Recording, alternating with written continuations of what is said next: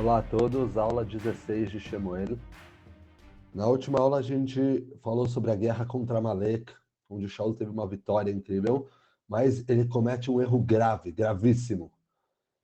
Ele traz de volta as coisas que Deus falou para acabar com tudo de Amalek, e ele traz de volta Agag, que era o rei de Amalek, e os melhores, a melhor parte do rebanho. E aí ele faz um erro muito, muito grave. Shmuel fala para ele, por que você fez isso, Shaul? Você não escutou o que Deus mandou? E aí ele responde, eu fiz. Ele achava que ele tinha feito o que Deus pediu. Ele fala, eu fiz o que Deus pediu, Shmuel. Eu acabei com todo mundo e eu ainda trouxe muitos animais para trazer corban para Deus, para Hashem. Então, eu fiz uma grande coisa. E esse é um erro gravíssimo que, infelizmente, muitos de nós, meu incluso, a gente comete hoje em dia também. A gente impõe nossa visão sobre Deus. A gente fala, Deus quer isso, Deus quer aquilo.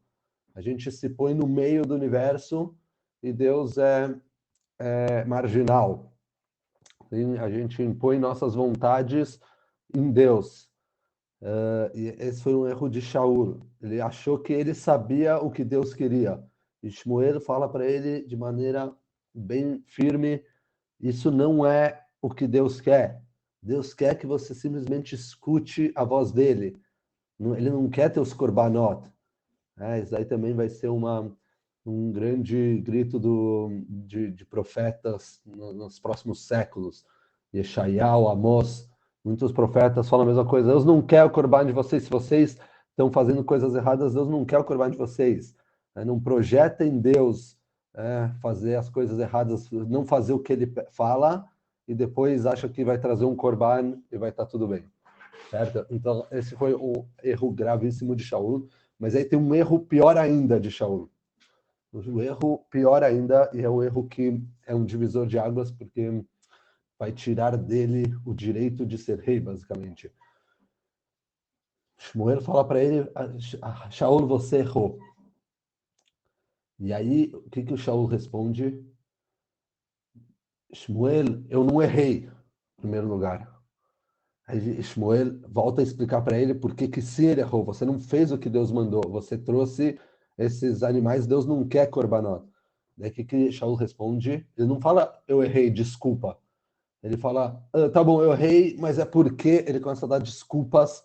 Ele começa a dar desculpas, não pedir desculpa, mas sim dar desculpas de por que ele errou. Não, é que o povo pediu isso, eles queriam muito, a gente trouxe para o Corban, começa a tentar dar uma desculpa, começa a tentar se explicar. E isso é o grande, grande problema, porque todo mundo acaba errando. Mais tarde a gente vai ver que Davi também erra, obviamente. Todo mundo erra. Mas Davi, em contraste a Shaul, ele fala, quando o profeta vem e fala para ele, o profeta Natan, vem e fala para ele, você errou, ele fala, Hatati, sim, eu errei. Pode agora me aplicar qual castigo? Se você falar que eu não vou mais ser rei, eu não vou mais ser rei. Se você falar isso, eu vou fazer isso. Aqui, Shaul ele não aceita que ele errou, ele continua batendo o martelo de por quê. Ele não pega 100% o erro dele, não assume 100% o erro dele. E esse é um erro mais grave do que o primeiro. Errar, todo mundo erra, mas reconhecer que errou, isso é extremamente importante, principalmente para um líder. Então, o Shmuel, muito, muito desapontado e provavelmente um tanto furioso, ele fala para Shaul, Deus não quer mais você como rei, você perdeu o reinado, não merece mais ser rei. E agora eu me vou embora. Ele começou a ir embora, Shaul, não, Shmuel, vem comigo, eu não vou parecer um bobo se eu voltar sem você, você tem que me respeitar nos olhos das pessoas. O Shmuel começa a se virar para ir embora, nem escuta Shaul. Quando ele se vira, Shaul pega a roupa de Shmuel, pega ele pela roupa para trazer ele de volta, e a roupa se rasga, a roupa de Shmuel. né? E como a gente sabe, a roupa no Tanar é um siman, é um sinal de liderança, né? De uma posição, de um cargo.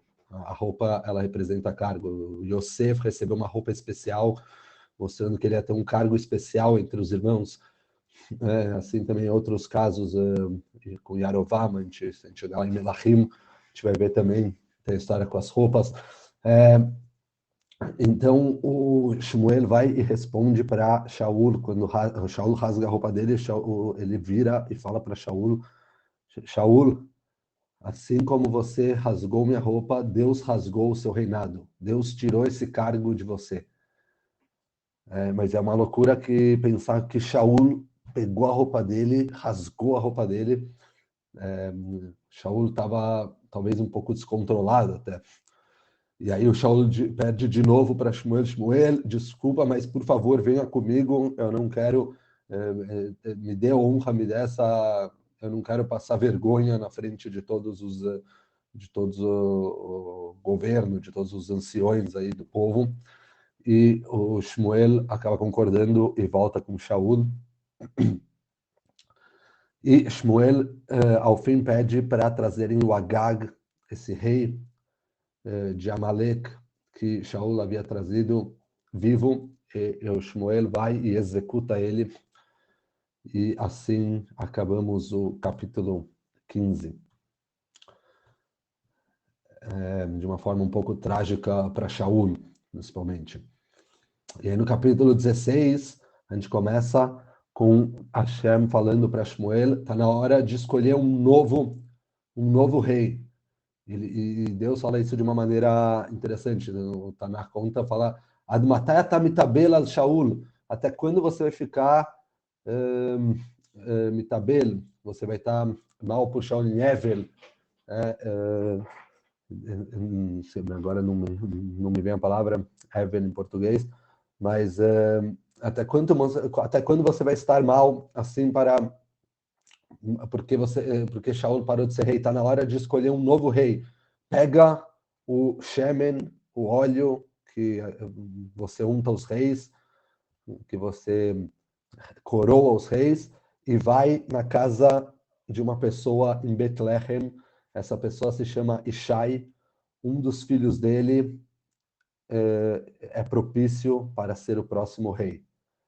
O Shmuel responde algo um pouco inesperado. Como assim, Hashem?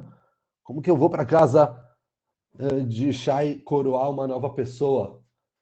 O Shaul vai me matar. Se eu coroar uma nova pessoa, o Shaul ele está descontrolado. E Shmuel tinha sentido lá no Gilgal, em todo o episódio anterior, que Shaul estava meio descontrolado. Ele provavelmente não estava aceitando a, entre aspas, derrota.